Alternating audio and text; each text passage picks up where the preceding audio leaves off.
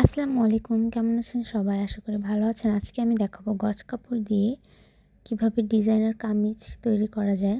তো প্রথমে আমি কামিজটাকে কেটে নিচ্ছি। প্রথমে ৪ ভাঁজ দিয়ে নিয়েছি কাপড়টাকে। এরপর আমি লম্বার মাপটা নিয়ে নেব। লম্বা ছিল ৪২ ইঞ্চি। আমি ১.৫ ইঞ্চি বেশি নিয়েছি সেলাইয়ের জন্য। তারপরে স্কেল দিয়ে দাগ দিয়ে দিতে হবে। তো আপনাদেরকে আগে একটা কথা বলে নিচ্ছি, আমার ঠান্ডা লাগার কারণে একটু কথা বলতে অসুবিধা হচ্ছে। তো কোনো ভুল ত্রুটি হলে ক্ষমার দৃষ্টিতে দেখবেন, আর ভিডিওটি শেষ অবধি দেখার জন্য অনুরোধ রইল। তো পাঞ্জাবি কলার দিব, এর জন্য আমার পুট বাড়িয়ে নিতে হবে। এর জন্য আমি পুট দিব ৮ ইঞ্চি আর মোহরা দিব ৭ ইঞ্চি। আমার কামিজের বডি হচ্ছে ৩৮ ইঞ্চি, পেটের মাপ হচ্ছে ৩৪ ইঞ্চি। আর নিচে কোমরের যেখানে আমরা কামিজের ফাড়াটা দিই সেখানেও আমি ৩৮ ইঞ্চিতেই মাপ দিয়ে দিব। তো এখানে প্রথমে আমি ১৩ ইঞ্চি নিচে একটা দাগ দিয়ে দিয়েছি। ১৩ ইঞ্চি নিচে হবে আমার কামিজের ফাড়াটা। সেখানে আমার বডির মাপ অনুযায়ী মাপ নিব ৯.৫ ইঞ্চি। ৩৮ ইঞ্চিকে ৪ ভাগ করলে ৯.৫ ইঞ্চি হয়। আর পেটের মাপটা আমি নিয়ে নেব ৮.৫ ইঞ্চি। ৩৪ ইঞ্চিকে ৪ ভাগ করলে ৮.৫ হয়। এরপর আমি স্কেল দিয়ে দাগগুলোকে মিলিয়ে দিব। আপনারা এভাবে স্কেল দিয়ে দাগ দিবেন, তাহলে দাগটা অনেক সুন্দর হবে, কামিজের শেপটা অনেক সুন্দর হবে। তো স্কেল দিয়ে দাগ দেওয়ার চেষ্টা করবেন। এই দেখুন আমি কীভাবে দাগটা মিলিয়ে দিয়েছি। এরপর আমি কেটে নিব। আমার দাগ দেওয়া শেষ। উপরে আমি গলার মাপটা নিয়ে তারপরে আধা ইঞ্চি আমি তেড়া করে কেটে নিব কাপড়টাকে। আর আমার গলার মাপ ছিল ২.৫ ইঞ্চি। ২.৫ ইঞ্চিতে আপনারা একটা দাগ দিয়ে দিবেন। তারপর আধা ইঞ্চি পুটের এখান থেকে নিচ দিয়ে কেটে নেবেন। আপনারা দেখে হয়তো ভালোভাবে বুঝতে পারছেন।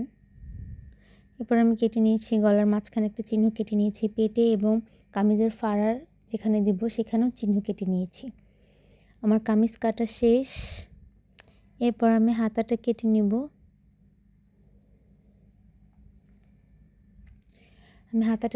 এরপর হাতার কাপড়কে আমার ৪ ভাঁজ করে নিতে হবে।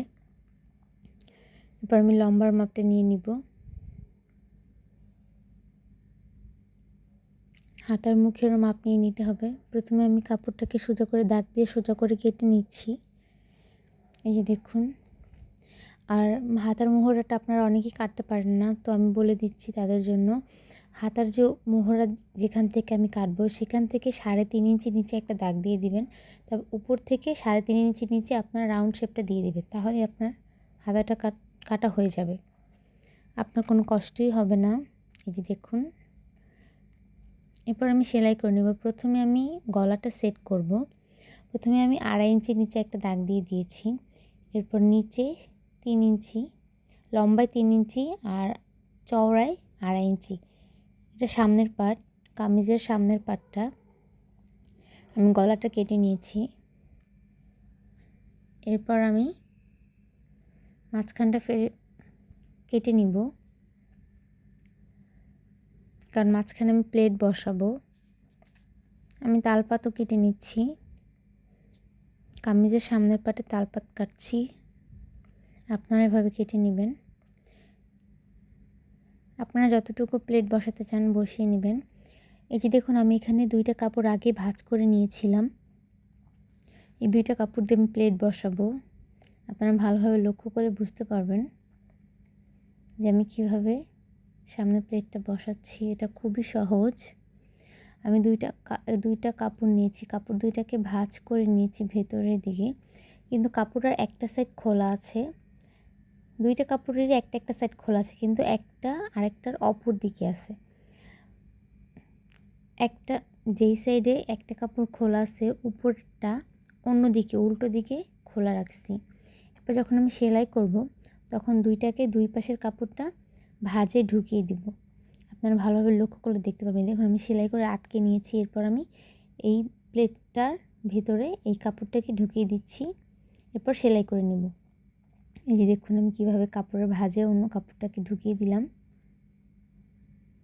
এরপর আমি উপর থেকে একটা সেলাই করে নিব।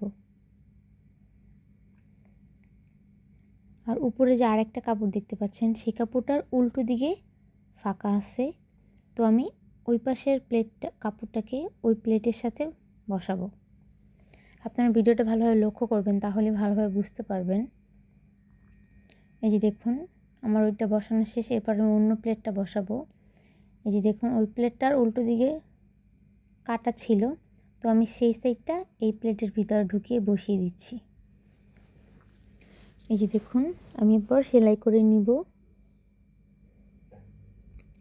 একদম সিম্পলভাবে প্লেট বসানো যায়। আমরা আলাদা করেও প্লেট বানিয়ে নিতে পারতাম, কিন্তু সেটা আপনারা এইভাবে প্লেট বসিয়ে নেবেন খুব সহজে, একদম ইজিলি হয়ে যাবে।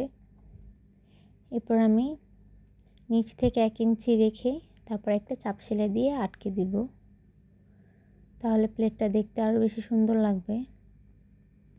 এই যে দেখুন, আর সেলাইটা শুধু মাঝখানে দিলে হবে না, একদম চারদিকে ঘুরিয়ে সেলাইটাকে দিতে হবে। এই যে দেখুন আমি কীভাবে সেলাইটাকে ঘুরিয়ে দিয়ে দিচ্ছি।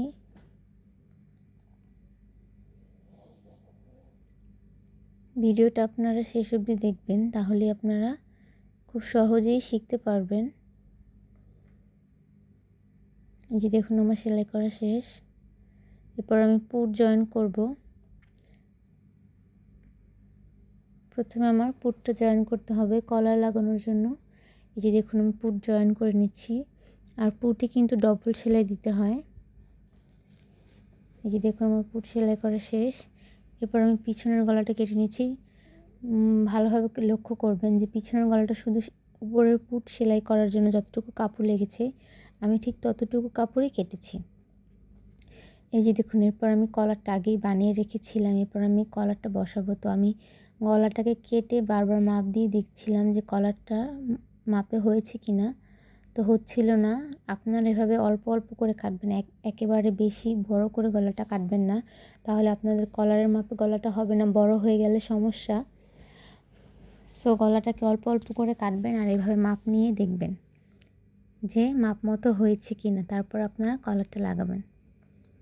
এই যে দেখুন আমি বারবার অল্প অল্প করে কাটছিলাম গলা, তারপরে আবার মাপ দিয়ে দেখছিলাম।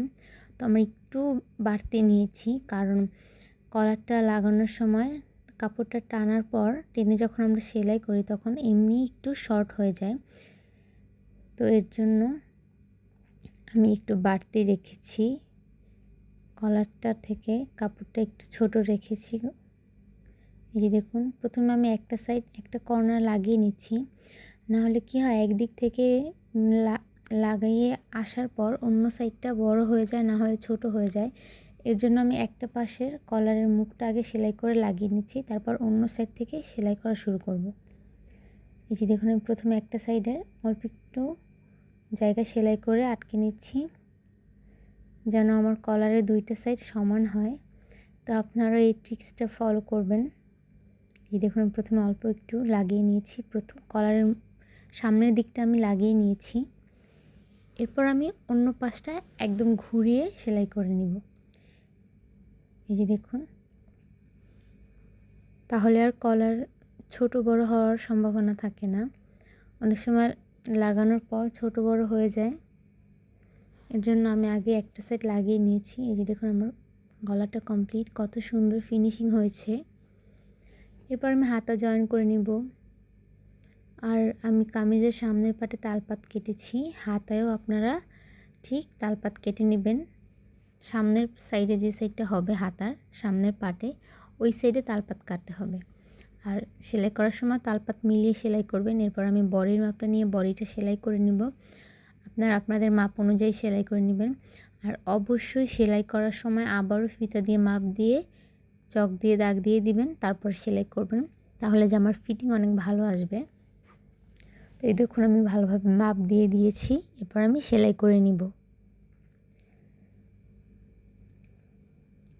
আপনারা আপনাদের মেজারমেন্ট অনুযায়ী সেলাই করে নেবেন, একদমই ইজি। আপনারা এরকম কচ কাপড়ের 3 পিস দিয়ে সুন্দর করে ডিজাইন করে নিতে পারেন। এই যে দেখুন আমি সেলাই করে নিচ্ছি। আর অবশ্যই আমরা ফাড়া যেখানে দিব কামিজের ফাড়ার যে মুখটা আছে ওইখানে কিন্তু টাক সেলাই দিয়ে দিতে হবে বা ব্যাক স্টিচ দিয়ে দিবেন, না হলে ফাড়ার মুখটা খুলে যেতে চায় অনেক সময়, ছিঁড়ে যাওয়ার সম্ভাবনা থাকে, এর জন্য ওইখানে ব্যাক স্টিচ দিয়ে দিবেন। দেখুন আমার সেলাই করা শেষ।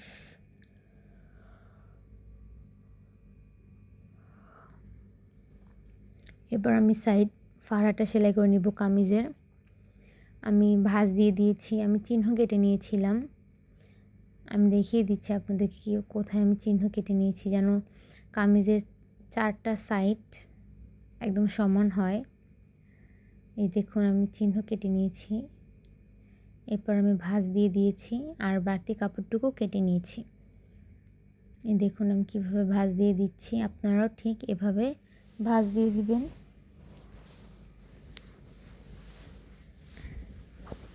এরপর আমি 2 ভাঁজ দিয়ে সেলাই করে নিব। আর কর্নার দিয়েও কিন্তু আরেকটা সেলাই দিতে হবে। এই যে দেখুন আমি 2 ভাঁজ দিয়ে সেলাই করে নিচ্ছি, আর কর্নার দিয়েও আরেকটা সেলাই দিয়ে দিব। তো কামিজের 2টা পাশে আপনারা এইভাবে সেলাই করে নেবেন।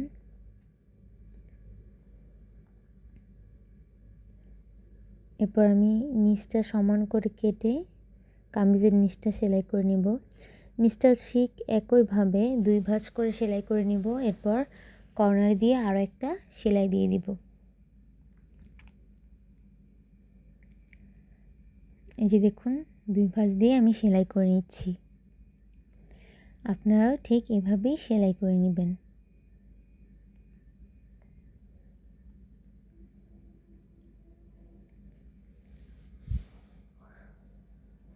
ভিডিওটি আপনারা ভালোভাবে লক্ষ্য করবেন আর শেষ অবধি দেখবেন, তাহলে আপনারাও ঘরে বসে এরকম সুন্দর সুন্দর জামা ডিজাইন করতে পারবেন নিজেরাই। তো মনোযোগ সহকারে ভিডিওটা দেখলে আপনারাও কাজটা করতে পারবেন খুব সহজেই, একদম ইজিলি আপনারা কাজটা করতে পারবেন। ভিডিওটি ভালোভাবে ফলো করলেই হবে। এই যে দেখুন আমার সেলাই করা কমপ্লিট। ধন্যবাদ সবাইকে ভিডিওটি শেষ অবধি দেখার জন্য। দেখুন আমার কামিজটা কত সুন্দর হয়েছে। তো এরকম আরও সুন্দর সুন্দর ভিডিও পেতে চাইলে আমাদের চ্যানেলের সাথেই থাকবেন। ভিডিওটি ভালো লাগলে লাইক করবেন, চ্যানেলটি সাবস্ক্রাইব করবেন। আর এরকম আরও সুন্দর সুন্দর ভিডিও দেখতে চাইলে আমাদের চ্যানেলটি ভিজিট করতে পারেন। আসসালামু আলাইকুম, আল্লাহ হাফেজ।